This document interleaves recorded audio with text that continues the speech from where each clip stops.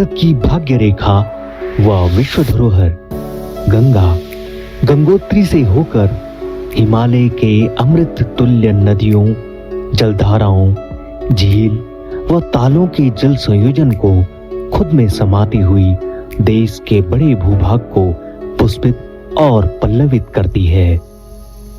मां गंगा को निर्मल और अविरल बनाए रखने का बीड़ा उत्तराखंड हिमालय के नौनिहालों ने उठाया। इसी सोच के साथ वर्ष 2009 में गढ़वाल विश्वविद्यालय के राष्ट्रीय सेवा योजना प्रकोष्ठ द्वारा शुरू किया गया स्पर्श गंगा अभियान, जिसका शुभारंभ प्रदेश के तत्कालीन मुख्यमंत्री श्री रमेश पोखरियाल निशंक जी द्वारा किया गया।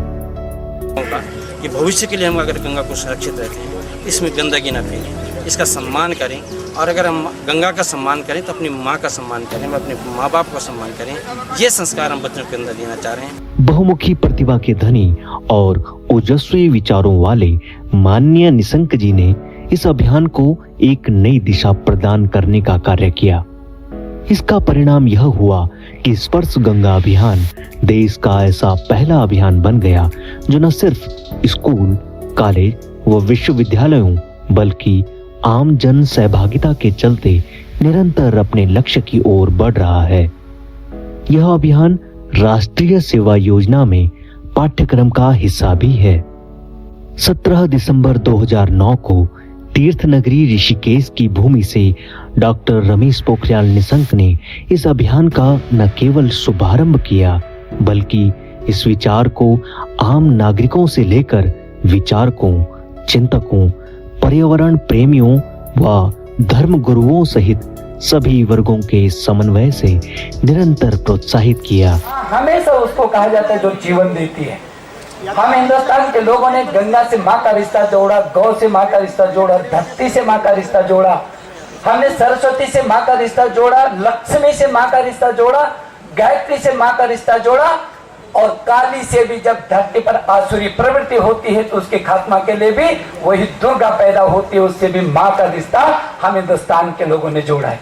इसलिए जिसने भी संरक्षण किया, जिसने भी नया जीवन दिया, वो गंगा है। और मैं तो कहना चाहता हूँ, आप इस गंगा में किनारे बैठ जाइए, थोड़ी देर के लिए बैठ जाइए और उसको देखिए कितनी प्रेरणा मिलती है, अंदर से कितनी आकर्षितता मिलती है। इसका जल वैसे भी बहुत अमृत जल है। इसकी एक बूंद पानी दुनिया के तमाम व्याधियों को, लाखों लाखों व्याधियों को दूर करने की ताकत रखती है, क्षमता रखती है। और मैं दूसरी बात ये कहना चाहता हूँ, चाहे पर्यावरण की दृष्टि से अभी तमाम लोगों ने कहा कि दुनिया के लोग चिंतित हैं, लेकिन पर्यावरण की चिंता वो लोग कर रहे हैं जो पर्यावरण को सबसे ज्यादा दूषित करते हैं।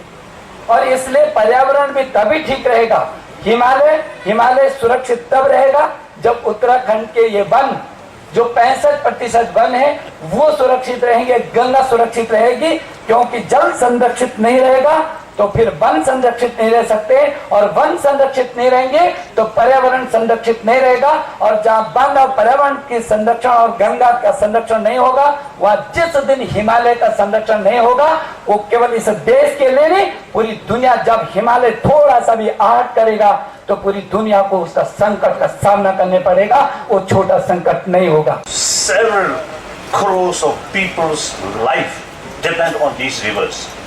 So we must take special care about these rivers. Ganga से किसी की तुलना नहीं हो सकती। हम गंगा में प्लास्टिक नहीं फेंकेंगे। स्पर्श गंगा अभियान की एक दशक की यात्रा जल, जंगल, जमीन और जन के साथ गंगा और उसकी सहायक नदियों की स्वच्छता, निर्मलता के लिए जागरूकता ही नहीं बल्कि विभिन्न क्रियाकलापों से परिपूर्ण है। उत्तराखंड ही नहीं, देश के विभिन्न भागों में स्पर्श गंगा अभियान की गतिविधियां निरंतर नियमित संचालित की जा रही हैं। पृथ्वी पर पर्यावरणीय असंतुलन मानव जीवन के लिए सबसे बड़ी चुनौती है। पानी की हर बूंद को बचाना, शुद्ध रखना, नदियों की निर्मलता, अविरलता के लिए हर व्यक्ति का योगदान ही है स्पर्श गंगा अभियान।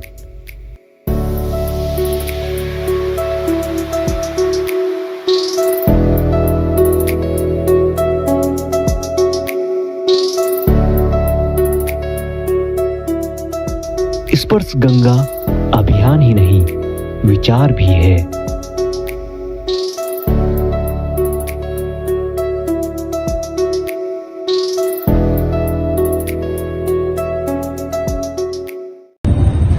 स्पर्श गंगा दिवस पर मैं आप सभी स्पर्श गंगा परिवार के सभी भाई बहनों को, देशवासियों को और विश्व में फैले मां गंगा के सभी भक्तों को बहुत सारी शुभकामना और बधाई देना चाहता हूँ।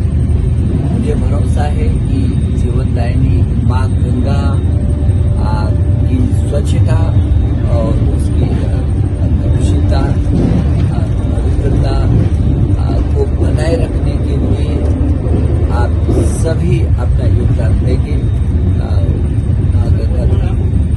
सफाई अभियान में अपना महत्वपूर्ण योगदान देकर के मां गंगा के प्रति समर्पितता का भाव दिखाएंगे, ऐसा मेरा भरोसा है।